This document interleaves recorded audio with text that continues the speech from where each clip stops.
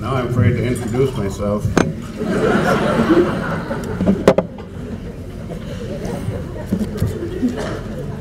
Oh, by the way, Lisa, I found this battery laying up here. I think it fell out of the clock. Isn't that little second hand supposed to be moving?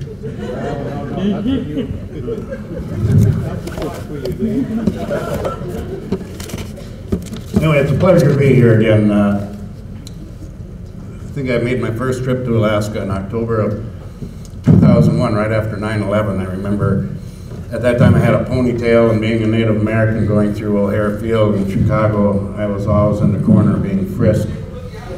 And coming up here, and at that time, the feeling up here was that there were no tribes in Alaska. And then over the years, it's kind of changed where, yes, there were tribes in Alaska, but they didn't have any jurisdiction. And then it kind of changed to where we're having a lot of state officials attend these conferences, and a lot of opinions from the Supreme Court and the Attorney General. It's really made some progress here. Community, my aunt gave me a definition of community, maybe different than Justin's. She said that when we can cry over the same thing, that's community. And I thought about that for a while, and I thought, why does community and communicate start with the same letters?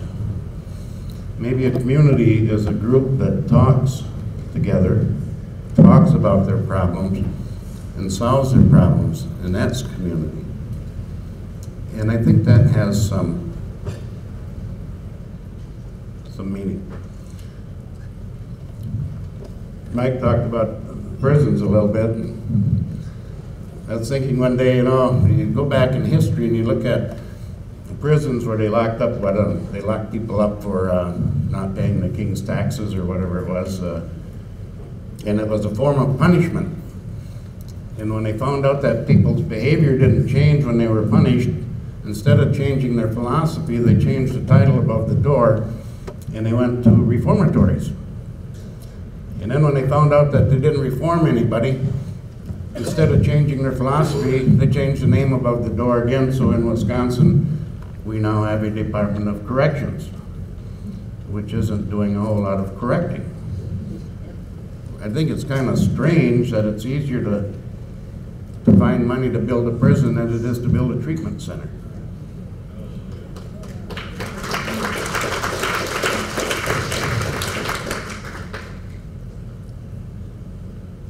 One of the quotes that was up here before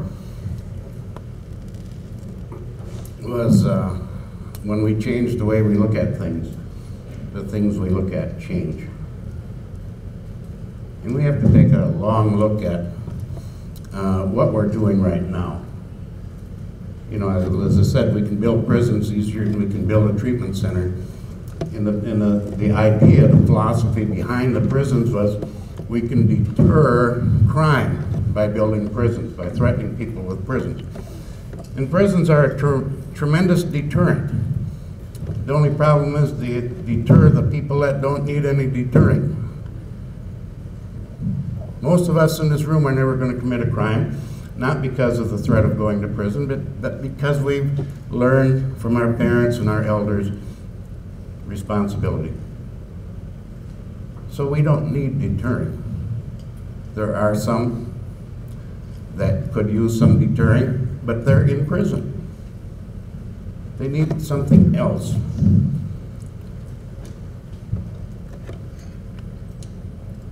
We look at things differently.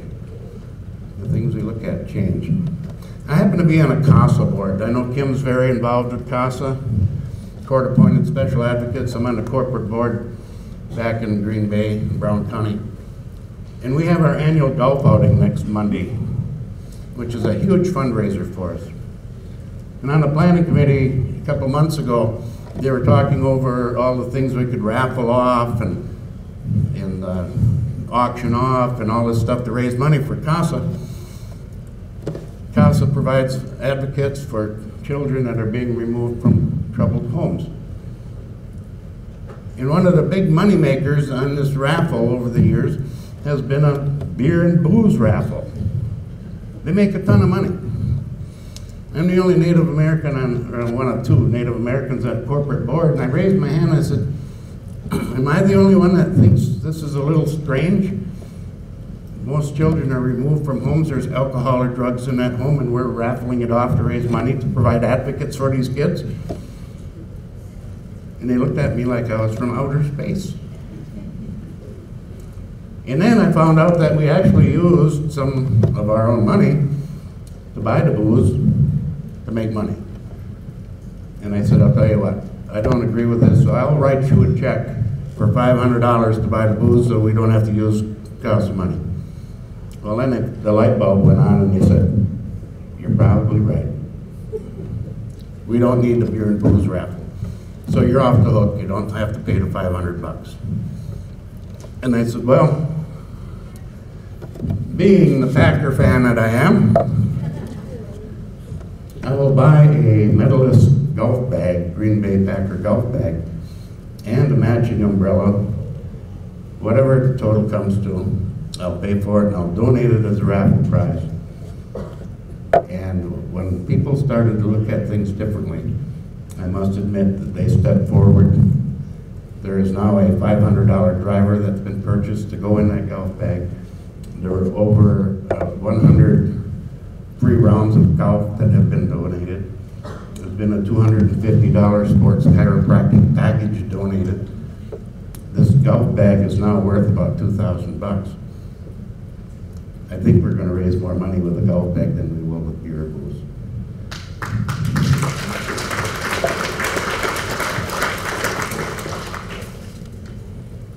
But community wellness, what's a court's role in community wellness? I think it's huge. I know my tribe, you're not going to find much wellness. You can't even find a civil conversation in our tribal politics. So there's not a whole lot of wellness or community there. So I think the court actually plays a really big role in it. Here's a slide that I use from time to time. My elders have taught me that there are 4 basic components of self: the emotional, physical, spiritual, and mental. And when we're born, every one of us in this room, when we were born, our self was dead center in the center, perfectly balanced. We just came from the spirit world. Just came from the spirit world, 100% spiritual, in perfect balance. And our families were happy. Our clans were happy, our communities were happy.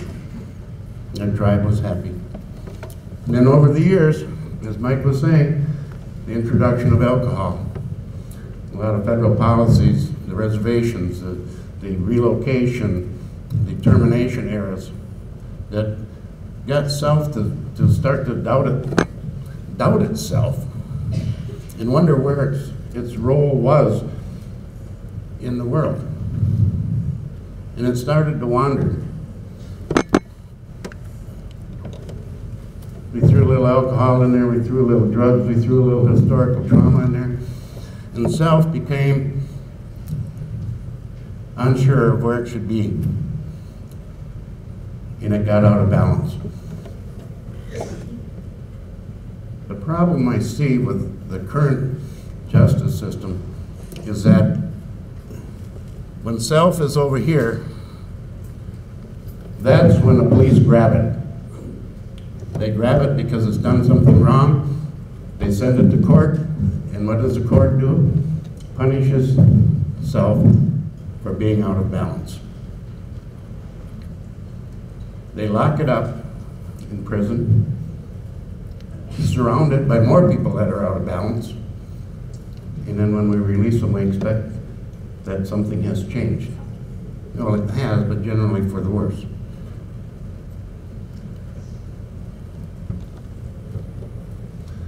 All the system does is interrupt addiction. It doesn't cure it. It doesn't heal it. It just interrupts it. When they release you from jail, They hand you your belt back, they hand you your shoestrings back, and they hand back your ability to go back to your addictive ways.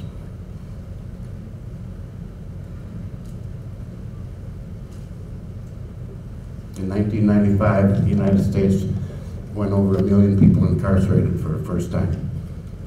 1995. 20 years later, we're at what, 2.8 million people in prisons in the United States.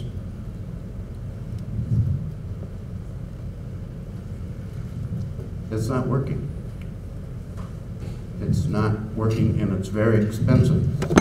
And you're seeing now, especially in Alaska, with some of the circle sentencing processes up here in restorative justice ideas, you're seeing a change because the system is realizing, first of all, it's very expensive. There went another prison, we just tore one down.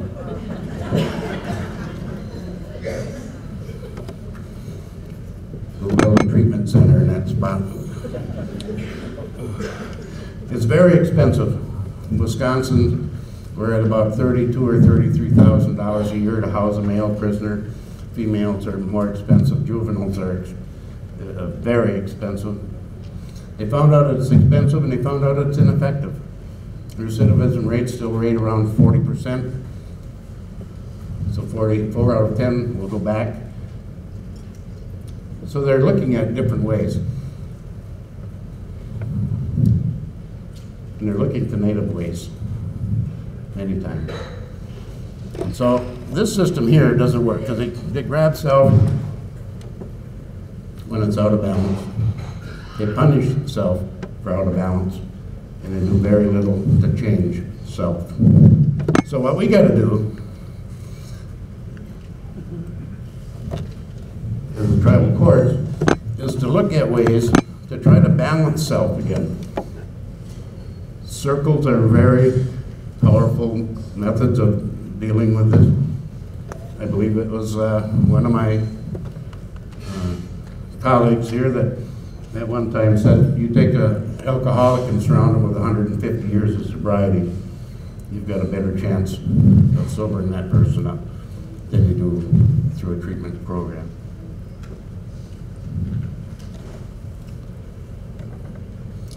But things you got to ask yourself, do you even want it? Do you want community wellness? I think the obvious answer is yes. We all do.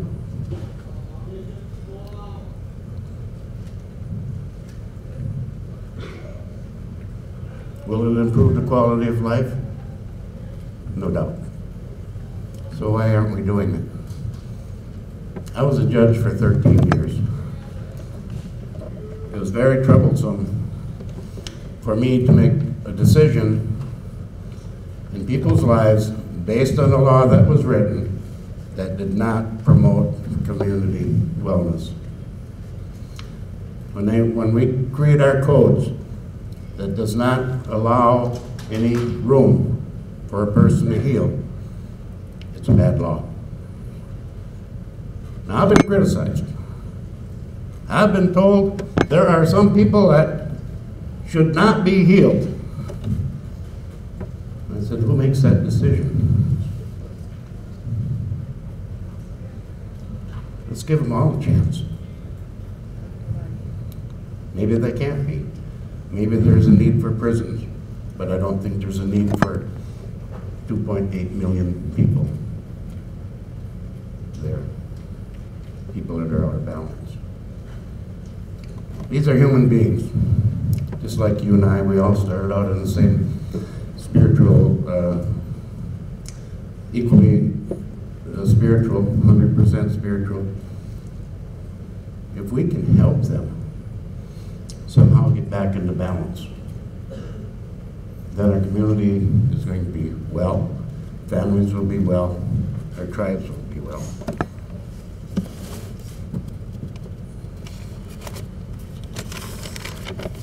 And who does this?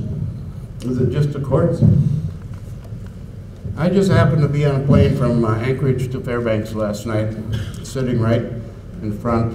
Monique was sitting next to me. Monique, where you at? Right here. Who was sitting behind us? a state trooper and a prisoner.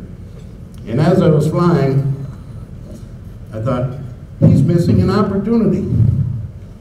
He could be talking about healing, about recovery, or discovery. While he's on that plane, he said basically nothing to her. I thought, you could be working on this. Everybody in the process, everybody in the system could be working on this. Maybe just a little conversation. Ask what's going on in your life. How did you get to this point? How can we help you change?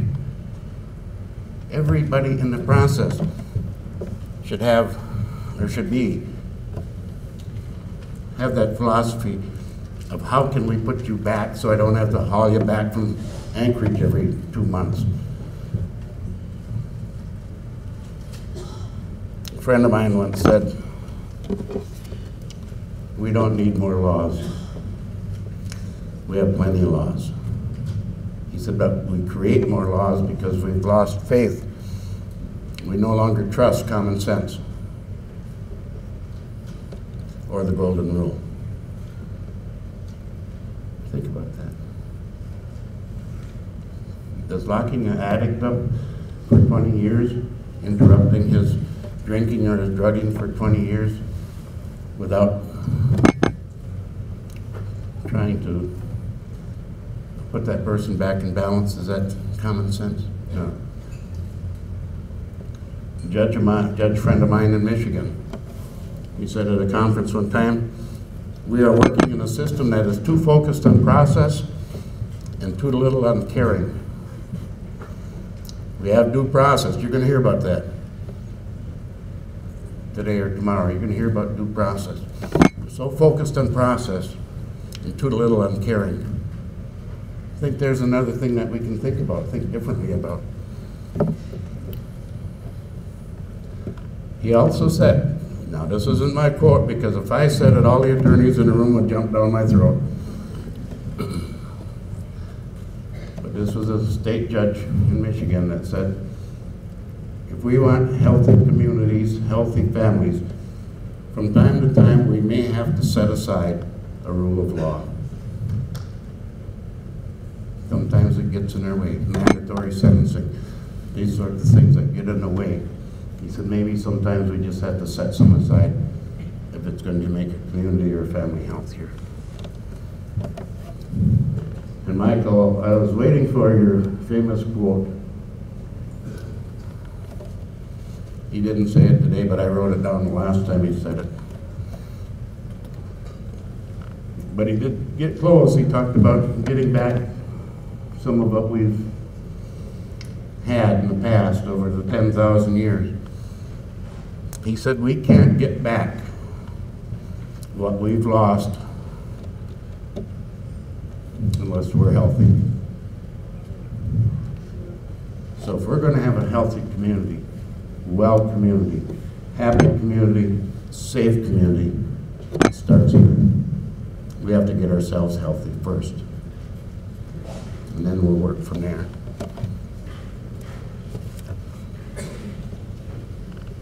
Domestic.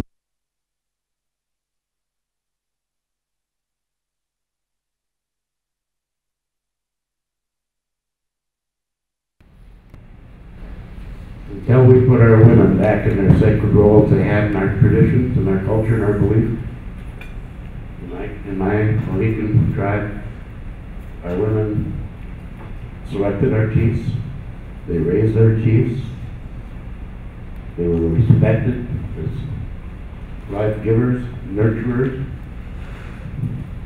We got to put our women back in that role.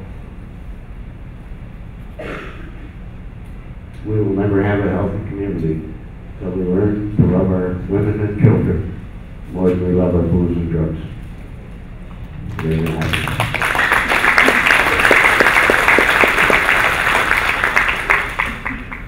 And when we put everything back into its proper place in our thinking, and that includes our women and children, human beings, in all of nature, when we can balance all that things as it was from the day of creation, and the day that we were given those sacred responsibilities, everything on this earth had a responsibility to role.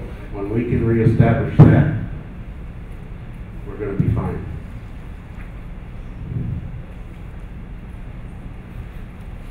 We have resources in our community, tons of resources that may not need federal funding. Little known statistic.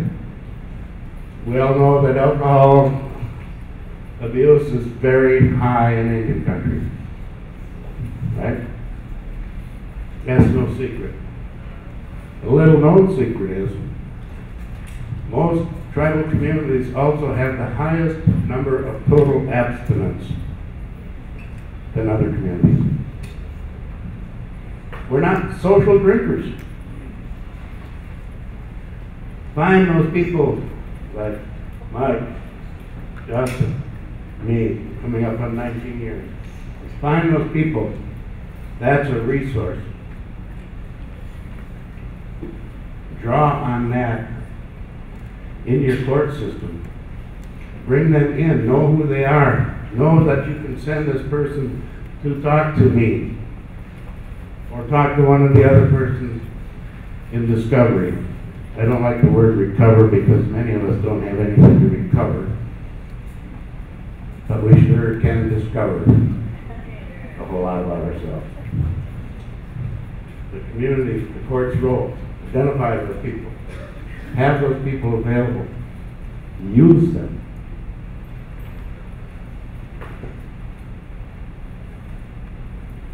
I would say use them in prison less, jail less.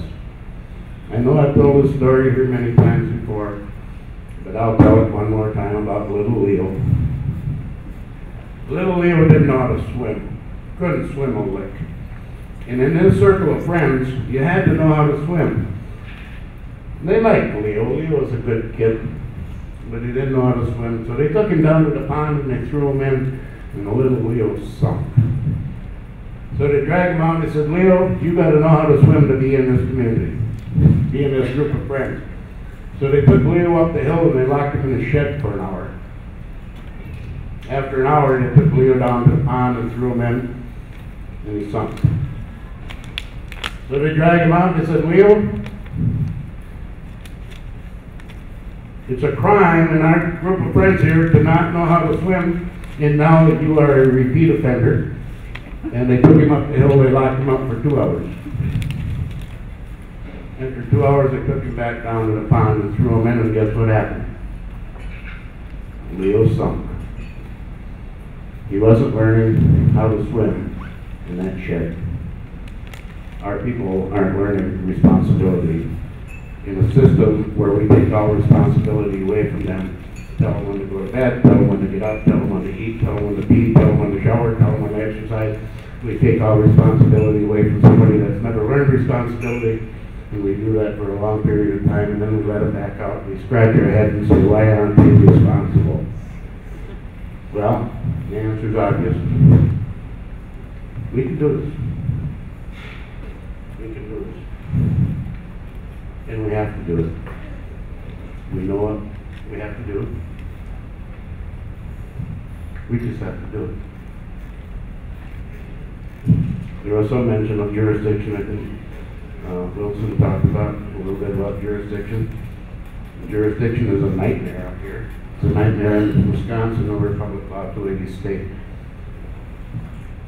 And when I talk to state officials and federal officials, I tell them that when the last tree has been cut down, the last river has been poisoned, and the last fish has died, jurisdiction doesn't make any sense. We got to do this together. We have the resources, we have the knowledge, we just need the commitment. Thank you very much.